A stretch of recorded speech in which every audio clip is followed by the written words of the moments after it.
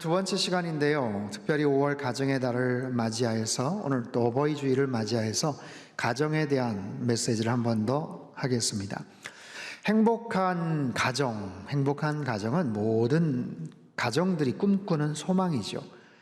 어느 한 사람 예외함 없이 정말 행복한 가정을 다 바라고 소망할 것입니다. 그런데 우리가 먼저 알아야 될 사실은 행복한 가정을 이룬다는 것이 절대로 쉬운 일이 아니다라는 거예요. 우리는 가족들과 뭘 하는 것이 다른 사람과 뭘 하는 것보다 오히려 더 어렵다라는 것을 먼저 알아야 돼요. 돈을 들여서 차라리 다른 사람한테 내가 배우고 말지, 이게 우리의 현실이더라라는 거예요. 왜 그럴까요? 가족이기 때문에 그렇습니다. 가족이라서 더 편하게 생각하고 더 쉽게 생각을 해서 그래요.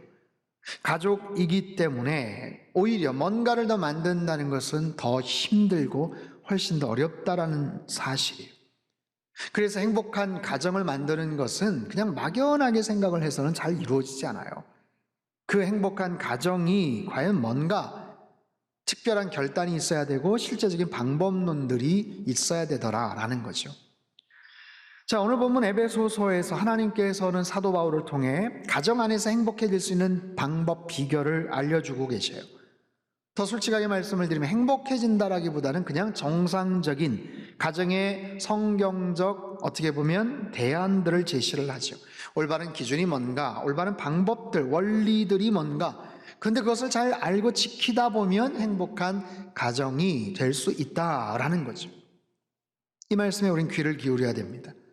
자, 가정의 첫 출발, 그 첫 시작은 어떻게 이루어지는가? 오늘 보면 31절, 32절 말씀 같이 읽겠습니다. 시작. 그러므로 사람이 부모를 떠나 그의 아내와 합하여 그 둘이 한 육체가 될지니 이 비밀이 크도다. 나는 그리스도와 교회에 대하여 말하노라. 자, 사람이 부모를 떠나는 것, 그리고 아내와 합하여 한 육체가 되는 것, 그것이 가정의 첫 출발이더라 라는 거예요. 아주 간단하죠. 우리가 잘 알고 있는 내용이지만 가정의 탄생은 바로 그렇다라는 거예요. 여러분, 새로운 가정이 출발을 합니다. 정상적이고 올바른 그런 가정의 모습으로 그렇게 출발을 하기 위해선, 그래서 행복한 가정을 만들기 위해서는 반드시 부모를 떠나야 된다라고 말씀을 하세요. 그동안 키워주시고 양육해 주신 부모를 떠나는 것, 독립하는 것, 이것은 단지 집을 떠난다, 따로 살아야 된다, 그런 개념이 아니에요. 결혼을 하고 나서도 지나치게 부모에게 의존을 해서는 안 된다라는 의미입니다. 사실 오늘날 현실적으로 자녀들이 부모님들에게 여러 가지로 의존할 수밖에 없는 상황이 참 많죠. 특별히 재정적인 어려움 속에서 독립하지 못하고 함께 머물기도 합니다. 또 맞벌이를 하다 보니까 생활하는 거처들을 가깝게 만들고 같이 사용하고 맞벌이하는 자녀들을 위해서 손주들을 돌봐주는 그런 경우들이 있죠. 2000년 전 당시 에베소 교회를 향한 말씀을 오늘날 그대로 적용하기는 참 쉽지 않아요. 그럼에도 불구하고 거기에 담겨지는 기본적인 어떤 핵심 원리들은 우리는 알아야 돼요. 즉, 모든 것이 매여 있거나 구속되어 있으면 그 속에서 어려움이 발생할 수 있다라는 거죠. 도움을 받습니다. 얼마나 좋아요. 그럼에도 불구하고 도움을 받기 때문에 부부간의 감정이나 생각이나 행동들의 영향을 받겠죠. 처갓집으로부터 도움을 받고 또 시댁으로부터 도움을 받기 때문에 말은 못하지만 그냥 속상하고 참고 견뎌야 되는 것들이 틀림없이 있더라라는 거예요. 도움을 받는 대신에, 얻는 것 대신에 잃는 것도 틀림없이 있음을 우리는 인정하고 가야 돼요. 그래서 정답은 형편이나 상황이 어쩔 수가 없어요. 지금 많은 가정이 사실은 그런 모습인데 어쩌라는 거냐? 할 말이 없죠, 사실은. 그럼에도 불구하고 그렇게 될 수 있는, 그 속에 담겨져 있는 어려운 요소들이 분명히 있다는 것을 알고 가야 돼요. 그래서 정답은 재정적으로나 정서적으로나 관계적으로 독립될 수 있어야 된다. 대신 부부와의 관계는 아내와 합하여 한 육체가 되는 것, 아내와 하나가 되는 것, 두 사람이 하나가 되는 것, 한 몸이 되는 것, 그것에서 출발해서 마음이 하나가 되고 몸이 하나가 되고 정서가 하나 되는 것, 그것이 올바른 가정, 행복해지기 위한 가정의 첫 출발점이다라는 거예요. 잘 기억을 하십시오. 부모를 떠나서, 그리고 부부와의 관계는 더 밀착돼서 가까워지고 하나가 되는 것, 여기서 가정의 행복이 시작된다. 하나님 말씀하세요. 자, 이 부분에 문제가 생기면 가정의 행복이 참 이루어지기가 어렵습니다. 즉, 부모님을 지나치게 의존을 하거나 부부와의 관계 사이에 모든 의견들이, 부모님의 생각이, 부모님의 어떤 여러 가지 주장이 개입이 되거나 아니면 간섭이 되거나 지나치게 의존이 되거나 그렇게 되면은 어려움이 있게 되더라. 또한 부부 사이가 정서적으로, 관계적으로, 육체적으로 하나가 되지를 못하면, 우린 다른 것으로 하나가 됩니다. 우리는 서로 맞벌이를 하고, 우리는 돈을 얼마를 모으기, 우리는 작정을 했고, 아니면 성공을 위해서, 사회적인 시선을 위해서, 그것이 하나가 되는 가장 기본적인 가치가 될 수는 없다라고 하나님 말씀하세요. 그래서 더 끈끈한 부부 한 몸이 되기 위해서는 반드시 이 원칙들이 있어요. 남편과 아내가 하나가 돼야 될 아주 중요한 그런 원칙들을 말씀을 하세요. 33절 말씀 같이 읽겠습니다. 시작. 그러나 너희도 각각 자기의 아내 사랑하기를 자신같이 하고 아내도 자기 남편을 존경하라. 아내와 남편의 관계는 존경과 사랑의 관계예요. 사랑과 존경의 관계. 아내에게는 사랑이 더 필요합니다. 남편에게는 존경이 더 필요하죠. 남녀에게는 각각 차이가 있어요. 여러 가지 차이가 있습니다. 남녀로서의 육체적인 또 여러 가지 생리적인 그런 모습들의 많은 차이가 있고 어떤 격차도 있겠지만, 오죽하면 오래전에 화성에서 온 남자, 금성에서 온 여자라는 그런 책 제목이 있지 않았습니까? 남녀는 완전히 별 세계에서 온 그런 존재다라는 거예요. 완전히 다른 별에서 온 그런 존재일 수 있다. 수많은 차이들이 있고 다른 점들이 있지만 본문에서 말하는 가장 큰 차이는 남녀가 행복을 느끼는 지점이 달라요. 남녀가 행복을 느끼는 그 타이밍이 다르다라고 말씀을 하세요. 즉, 남자는 존경을 받을 때 행복감을 느낍니다. 내가 존중받고 있구나, 내가 인정을 받고 있구나, 이런 느낌이 들 때 행복을 느껴요. 반면에 여자분들은 사랑받고 있다라고 느낄 때 행복을 느끼게 되죠. 그래서 남편은 존경, 인정, 신뢰 이런 단어를 좋아하고요, 여성분들은 사랑과 애정과 관심 이런 단어를 좋아합니다. 즉, 남편과 아내에게는 이런 기본적인 차이가 있어요. 따라서 서로가 좋아하는 부분, 서로가 원하는 부분을 충족시킬 때 훨씬 더 행복한 부부와의 관계가 될 수 있다는 거죠. 존경받는 남편이 아내를 더 사랑할 수 있게 되고, 사랑을 받다 보니까 더 남편을 존경하게 되는 이런 중요한 선순환적인 모습들. 또 부부와의 관계의 그런 정상적이고 안정적인 모습들이 자녀 교육에도 굉장히 큰 어떤 교육이 되죠. 포인트가 돼요. 사랑과 존경, 그러니까 남편이나 아내만을 위한 게 아니라 자녀들을 위한 것, 가정 안의 질서, 가정 안의 행복을 위한 그런 것이죠. 사랑하라, 존경하라. 이건 부부를 위한 것, 자녀를 위한 것, 공동체 행복을 위한 것. 이게 뭐 그렇게 어려운 것이 아니죠. 아내에게 남편을 존경하라, 순종하라, 뭐 이상한 사람에게 뭐 굴욕적인 복종을 요구하는 그런 성경 말씀이 아니잖아요. 남편에게 아내를 사랑하라, 당연히 그래야죠. 근데 뭐 사랑할 수 없는, 사랑해서 안 될 사람에게 사랑하라고 하는 것도 아니에요. 내가 누구보다도 사랑하는 사람, 그 사랑으로 인해서 결혼을 시작했고 함께 그렇게 살고 있는 것 아닙니까? 따라서 이 사랑과 존경은 무엇이 우선이냐의 그런 문제가 아니에요. 사랑이 없으니 내가 존경할 수 없다, 존경을 못 받으니 나도 사랑할 수 없다, 그런 악순환적인 관계의 모습이 아니라 이것을 오히려 선순환으로 바꿀 수 있어야죠. 사랑을 하니 더 존경을 받는 것이고, 존경을 받다 보니 더 사랑하게 되는 바로 그런 거예요. 바로 이런 여러 가지의 모습들 우리는 알기는 참 잘합니다. 실천만이 남았죠. 우리 저를 포함해서 우리 모든 남편분들 아내를 더 사랑하실 수 있게 되기를 바랍니다. 자, 슬기로운 믿음 생활, 이번에는 부모와 자녀와의 관계입니다. 6장 1절에서 3절까지 말씀 우리 같이 한번 읽겠습니다. 시작. 자녀들아,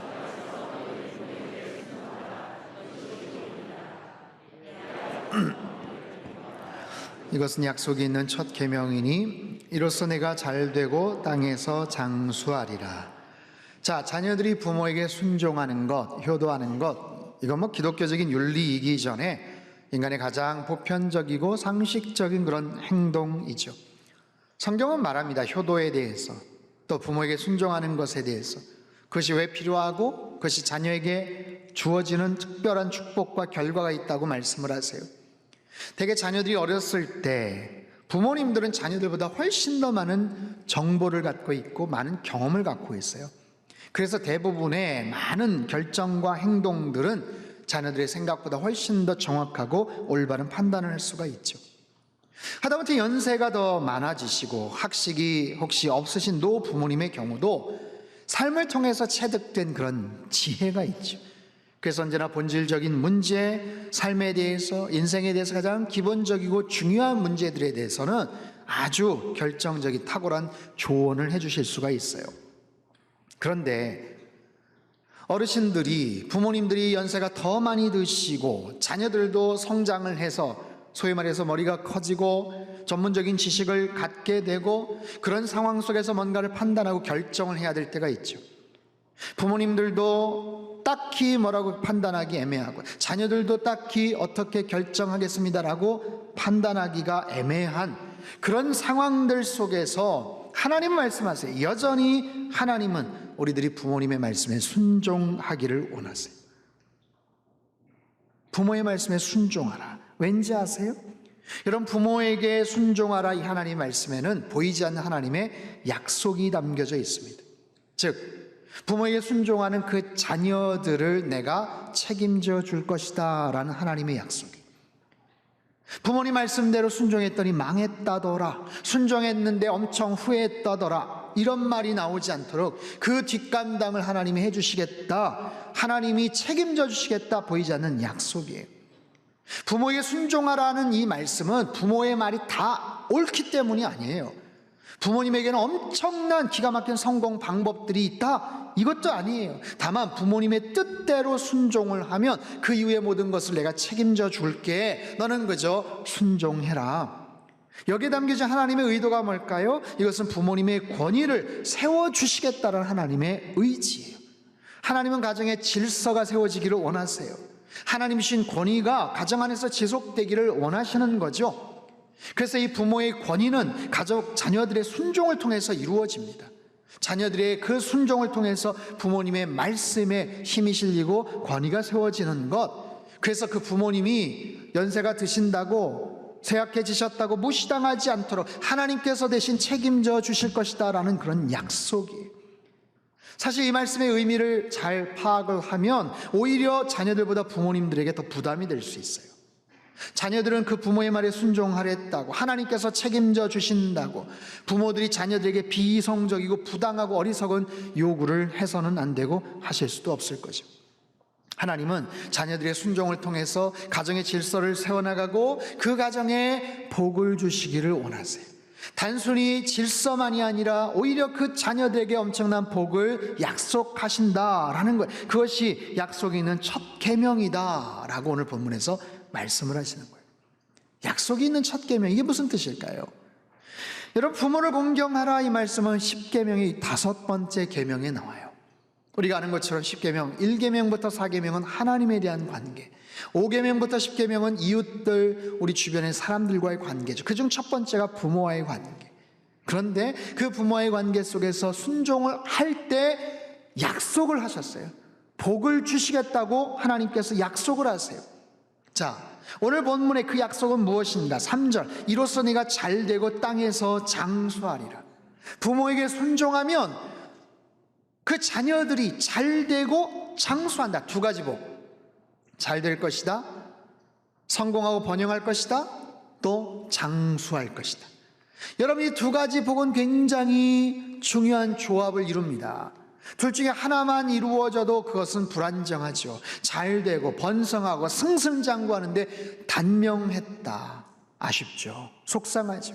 반대로 굉장히 건강하고 우리 자녀들이 오래오래 건강하게 튼튼하게, 그런데 일이 잘 안 된다, 여러분 그것도 굉장히 어떻게 보면 어려운 거예요. 그렇기 때문에 잘 되고 잘 될 뿐만 아니라 오래오래 살 것이다, 번영을 누릴 뿐만 아니라 장수하게 될 것이다, 그런 자녀들의 모습을 기대할 수 있다면 그 부모님들에게 얼마나 큰 기쁨이 되겠어요. 사랑하는 성도 여러분, 부모님의 말씀에 순종하며 살아가는 우리 모든 자녀들이 다 되실 수 있게 되길 축복합니다. 우리는 부모님을 통해서 이 땅에 태어났어요. 하나님께서 생명을 주셨고 우리 부모님들을 통해서 우리가 이 땅에 존재하게 되는 거예요. 그래서 하나님은 부모님들을 향한 자녀들의 순종을 참으로 귀하게 여기셔요. 그래서 땅에서 잘 될 것이다, 오래오래 형통하게 살 것이다, 다양한 은혜와 그런 축복을 주님께서 약속을 하시더라는 거예요. 오늘 4절 본문에서는요, 다 반대로 부모가 자녀를 어떻게 양육해야 되는지를 설명하고 계세요. 4절 말씀 같이 읽죠. 시작. 또 아비들아, 노엽게 하지 말고 오직 주의 교훈과 훈계로 양육하라. 여기서 아비라는 것은 아버지만을 의미하지 않습니다. 이것은 대표성을 갖고 이야기하는 거예요. 형제 자매를 가리켜서 형제들끼리 우애해, 이런 말과 마찬가지입니다. 자녀들을 노엽게 하지 말아라. 주의 교훈과 훈계로 양육하라. 자녀들을 노엽게 하지 마라, 화나게 하지 마라, 자극하지 마라, 흥분시키지 마라. 사실 어린 자녀들, 또 어렸을 때는 참 순종적으로 말을 잘 듣지만 사춘기가 다가오면서 아이들이 반항을 하고 자꾸만 정말 퉁명스럽게 행동을 하는 그런 경우들이 많죠. 자녀들을 자극하고 자녀들을 화나게 하는 게 아니라 오히려 자녀들의 모습을 통해서 부모님들이 더 화가 나는 그런 경우도 참 많아요. 자기들이 분명히 잘못한 일인데도 오히려 엄마에게, 부모님에게 짜증을 내기도 하죠. 자기네들이 공부 잘 안 해서 성적이 안 나온 건데 누구 탓을 하고 아빠를 닮았네, 엄마를 닮았네, 외모에 대한 열등감을 느끼며 막 부모에게 아빠를 닮아서 머리가 크네, 아니면 뭐 어떻게 하네, 이렇게 자녀들을 자극하거나 노엽게 하지 말라. 여러분, 그 시간들이 지나가게 돼 있어요. 그것을 고치려고 그것을 어떻게든지 혼꾸녕을 내겠다고 하지 말고 오히려 주의 교양과 훈계로 양육하라. 교양과 훈계, 비슷해 보이는 말이지만 이 교양이라는 것은요, 오히려 행위적인 책벌을 통한 훈련이에요. 훈계는 말을 통한 가르침이죠. 행위적인 책벌, 소위 말해서 체벌, 자녀에 대한 체벌을 말합니다. 여러분, 성경은 자녀들을 체벌하는 것을 금하지 않아요. 필요에 따라서 자녀들에게 회초리를 드는 것을 오히려 권면을 합니다. 그렇지 않고 그냥 감싸는 것, 그것이 자녀를 망치는 길이라고까지 이야기하죠. 대신에 자녀들에게 체벌을 하거나 회초리를 들 때는 대단히 이성적이고 합리적인 절제된 상황에서 매를 들어야 됩니다. 특별히 말에 대한 상처를 아이들이 입을 때가 많아요. 매를 맞아서도 그렇지만 정말 말로 인한 그런 상처, 잘못된 말로 인한 더 큰 상처, 내가 너 때문에 못 산다, 너 왜 이것도 못하니, 야 이게 다 너를 위한 거다, 너 왜 형 절반도 따라가지를 못하니, 언니 좀 봐라, 네가 부족한 게 뭐 있냐, 이런 이야기들로 인해서 아이들에게 큰 앙금과 상처를 받게 된다는 거죠. 그래서 그런 부분에 대한 자녀 교육들을 주의 교양과 훈계로 감당하는 거예요. 자, 사랑하는 성도 여러분, 우리가 가정 안에서 경험하는 여러 가지 갈등들은요, 대개는 내가 상대방을 위한 것이다, 우리 가족들을 위한 것이다 라고는 말은 하지만 사실 그 이면에 이기적인 그런 우리의 욕심도 있어요. 그리고 때로는 처음에는 그 정도까지는 안 그랬는데 말이나 행동으로 인한 우리의 미성숙함도 분명히 있죠. 그리고 결정적으로 나는 옳다고 생각하고 나는 변하지 않으면서 자꾸만 상대방을 변하게끔 만들고자 하는 그런 욕심들이 있어요. 여러분, 가족들 마찬가지예요. 상대방을 변화시킬 수 있는 가장 좋은 방법은 그 상대가 더 성숙해지도록 돕는 길입니다. 여러분, 어린 올챙이 아시죠? 올챙이가 자라서 개구리가 되지 않습니까? 올챙이의 꼬리를 자른다고 해서 개구리가 되는 것이 아니에요. 그냥 개구리로 자라나면 꼬리는 자연스럽게 없어지는 법입니다. 그런데 그것을 무리하게 꼬리부터 자르겠다고 해버리면 올챙이는 그만 죽고 말죠.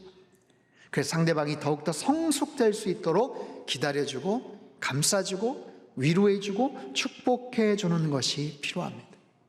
남편과 아내의 바른 관계가 설정이 되면 가정 안에 웃음꽃이 핍니다. 질서가 잡히죠. 부모와 자녀와의 관계가 바르게 설정이 되면 큰 복이 임합니다. 자녀들이 오히려 큰 복을 받게 되는 거예요. 자, 이런 가정의 중요성, 이 가정의 중요성에 대해서 에디 쉐이퍼 박사가 이런 말을 했어요. 제가 한번 읽어볼게요. 가정은 인간 존재의 장소이자 성장의 장소이다. 인격의 요람이며 피난처이며 보금자리이며 최초의 경제 단위이며 문화 창조의 중심이다. 기억의 박물관이며 인간관계의 출발점이 되고 성숙한 관계가 형성되는 자리이고 신앙의 출발점이자 또한 그 신앙이 완성되는 장소이다. 사랑하는 성도 여러분, 우리 모두는 행복한 가정을 원합니다. 근데 서두에서 말씀을 드린 것처럼 행복한 가정을 만드는 것은 그냥 막연한 기대만을 가지고선 잘 이루어지지 않아요. 쉽지 않습니다. 또한 그 행복을 그러면 언제쯤 누릴 수 있을 것이냐? 언제쯤에 행복을 누릴 수 있을까요? 우리 행복한 가정은 언제쯤 가능할까요? 어느 만큼 돈을 벌고 더 좋은 집에서 살고 더 좋은 직장이나 아이들이 더 좋은 학교에 가면 행복해질 수 있을까요? 그렇지 않아요. 가정의 행복을 누릴 수 있는 최고의 비결은 가족들이 가까이 있을 때 가능한 법이에요. 행복은 언제나 현재적입니다. 가족들이 있을 때 가능한 법이에요. 여러분, 누가 현명한 사람일까요? 현재를 사는 사람이에요. 누가 행복한 사람일까요? 현재적인 행복을 누릴 줄 아는 그런 사람입니다. 늘 과거만 아쉬워하거나 추억하는 사람이 아니라, 미래에 대한 막연한 기대와 소망을 갖는 사람이 아니라 현재라는 가장 소중한 그런 선물을 누릴 줄 아는 사람. 그래서 영어의 현재라는 단어, present라는 단어도 선물이라는 뜻을 동시에 갖고 있어요. 현재가 곧 선물이다라는 거예요. 여러분, 묻겠습니다. 지난 한 주 동안 가장 행복했던 순간은 언제셨어요? 지난 한 주간 어린이날도 있었고 또 어버이날도 있었습니다. 가족들하고 같이 좋은 시간, 또 식사라도 같이 한번 하셨나요? 어버이날 같이 함께 식사라도 하고 꽃이라도 받을 수 있었다면 그게 행복이겠죠. 특별히 코로나19로 인해서 어버이날 제대로 찾아뵙지를 못하신 분들도 계세요. 요양원에 계시는 어르신들, 그저 영상으로 아니면 그냥 전화로만 안부 묻고 찾아가서도 면회도 제대로 못하고 그냥 손만 흔든 그런 안타까운 그런 어버이날을 보내셨던 분들도 계시죠. 그런데 그것조차도 하지 못했던 그런 분들, 목소리도 못 듣고 그냥 영상으로나마 얼굴도 못 뵙고 이미 일찍이 세상을 떠나셔서 그렇게 전화로도 드릴 수 없고 만나 뵐 수 없는 그런 상황에 놓여 있는 그런 분들도 계시죠. 그렇기 때문에 나중에 기회가 되면, 돈을 더 많이 벌면, 형편이 더 나아지면 행복해질 거다. 절대로 그렇지 않습니다. 그저 일상에서 기회가 되는 대로 여러분 현재적인 행복을 누리시기를 바랍니다. 가족들과 아침 저녁으로 산책도 하시고, 요즘 공기가 좋고 날씨가 많이 좋아졌잖아요. 맑은 공기를 같이 쐬고 함께 밥을 먹고, 그 이전에는 가족들 얼굴 보기가 힘들었어요. 아이들 같이 밥상머리에 앉아서 같이 밥 먹기도 어려웠었어요. 같이 식사도 하고 가정예배 같이 드리고 이렇게 교회에 출석해서 같이 예배를 드리는 것, 이런 게 바로 행복이죠. 제가 12강조에도 썼지만 행복은 틈틈이 즐기는 거예요. 먼 미래에 찾아오는 것 아닙니다. 참았다가 모아놨다가 나중에 행복해야지 그러실 필요도 없어요. 특별히 코로나19로 같이 있는 시간이 많아지는 요즘 행복해질 수 있는 최고의 기회입니다. 함께 있을 때 가족들에게 더 잘하십시오. 가족들과 같이 행복한 시간을 잘 누리십시오. 이것이 슬기로운 우리의 믿음 생활이에요. 행복한 가정을 이루시고 이번 한 주간, 아니 오늘 당장 행복한 가정의 아름다운 그런 복된 시간들을 누리시는 그런 저와 여러분의 삶이 되시기를 주님의 이름으로 축복합니다.